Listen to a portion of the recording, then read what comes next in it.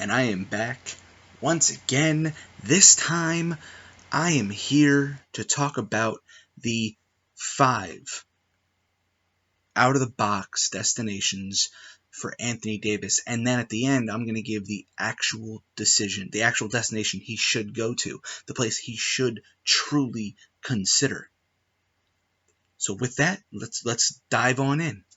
So, the number 5 choice is Portland, the Portland Trailblazers. Now, here's the trade that I would make. Okay, Evan Turner, Mo Harkless, Zach Collins, and 2 first-round picks. This can be done at this year's draft. So you offer this year's pick, the 2021 pick, those 3 guys, and just say, okay, let's go. And then you walk in with, and they can still sign they can still sign Enes Kanter. They'll still be able to have a little bit of extra money laying around here and there.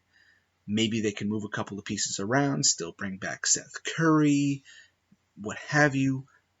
But this works. Anthony Davis, Enes Kanter, even when Nurkic comes back, it would be insanity.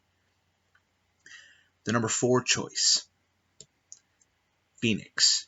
Now, I've said it once, I've said it twice, I've said it a couple of dozen times, and a few people think I'm nuts, but I'm going to say this. If Anthony Davis was to just sit there and say, whatever, send me to Phoenix, I don't care, everybody would think he's nuts, but it's one of the better decisions, because him and Devin Booker would tear down the league. And here's the trade I would make.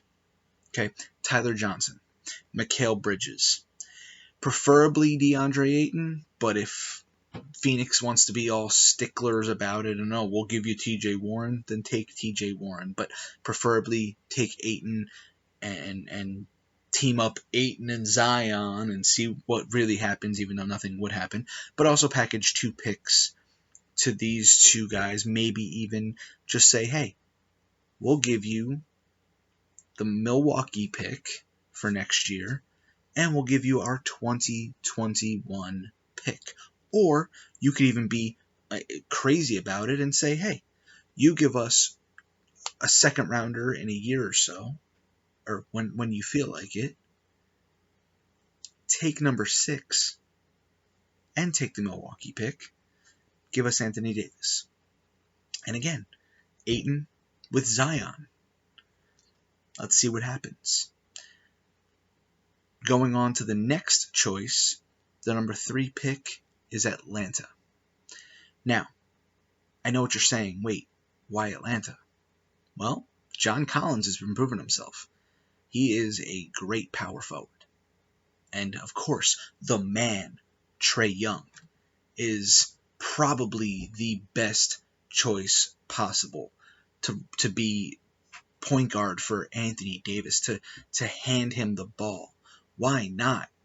So, looking at a possible trade, I would say you just got Allen Crabbe, but you already have Miles Plumlee. Package them both. Attach your pick. Attach Atlanta, one of the 3 picks that Atlanta now has this year, 8, 10, or 17. Package the future pick you just got from the Nets as well. So let's just say, okay, take number 8, take the Nets pick for next year, take take those 2 guys, Miles Plumlee and Allen Crabbe. We'll call it a day. That works. Now, going into the number 2 choice, Denver. Gary Harris, Malik Beasley, Michael Porter Jr., and 2 future first-round picks. That, to me, would be one of the best choices that Anthony Davis could ever make. Him and Jokic would be insanely great together. They could be incredible. They could tear down the league just being the 2 towers that no one could get past. But again, they'd be giving up a bit. I mean, Harris is okay. Beasley's Michael Porter Jr. might be something, but we haven't seen him play yet, so we don't know. But those 2 picks, I mean, it is what it is. But I think Anthony Davis and Nikola Jokic would be great together. Going into this number 1 choice, let me just say, this whole thing is hypothetical, but I do feel that all of these would work. Now, with this first pick, with this number 1 destination, I truly think this is a great opportunity, especially for Anthony Davis. But it's Philadelphia, the Philadelphia 76ers. And here's the trade. You offer your first round pick this year, you offer Ben Simmons, and you offer Zaire Smith. Here's why. Okay. What Philly could do at this point, okay, Philly would then still have plenty of money to bring back Tobias Harris and Jimmy Butler while still having Joel Embiid and Anthony Davis. They would have more than enough to hand Anthony Davis a very, very long-term deal. But here's the best part. They could just say, we'll keep Tobias Harris over Jimmy Butler and clear up even more money, building off that bench now with that. But they also still have multiple picks in the second round. They could use those picks to trade up, which they may need to do for the next player I'm about to name, because they need to target, if I'm Philly and I am getting rid of Ben Simmons, because let's be honest, Ben Simmons and Zion might be a nice combination, but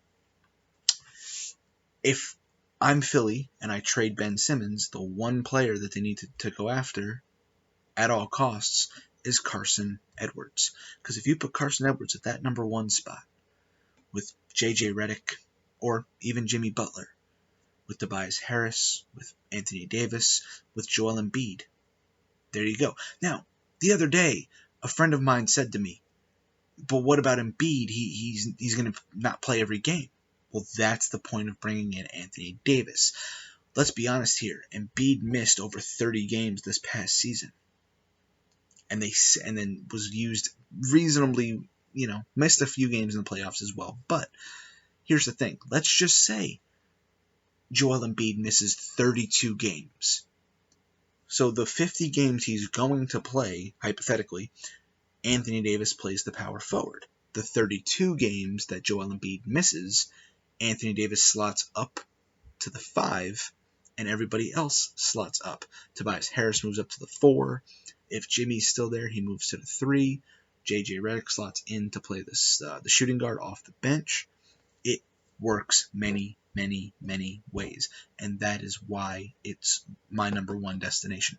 But that's not all, because the real destination, the main spot, the one place in the entire league that Anthony Davis needs to truly consider and needs to truly say, I'm only going here, is Toronto.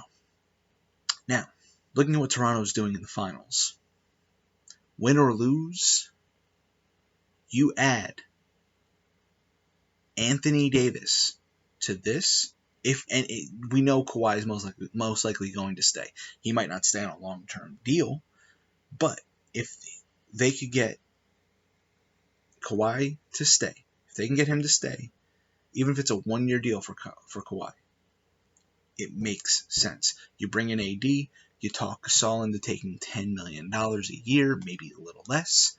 Maybe you try to move Lowry, maybe you don't, but you still can bring back Danny Green. It would be insanity. So, the trade that they would have to do for Toronto to have to do, there's multiple versions of it. Most likely, it would have to be Serge Ibaka, OG Anunoby, a 2020 first-round pick, as well as the 2022 or 2023 first-round pick as well, if needed.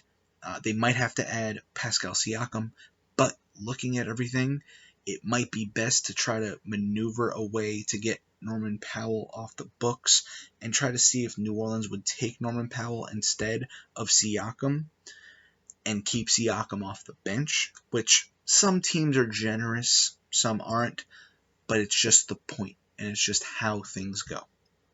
But with that, that is my time. I hope you all liked it. If you did, give it a big thumbs up. If you haven't already subscribed, what are you doing? Subscribe, please. It's not that hard. Just hit a button and hit that bell icon so you know when I post my next video. And I will see you all in the next one.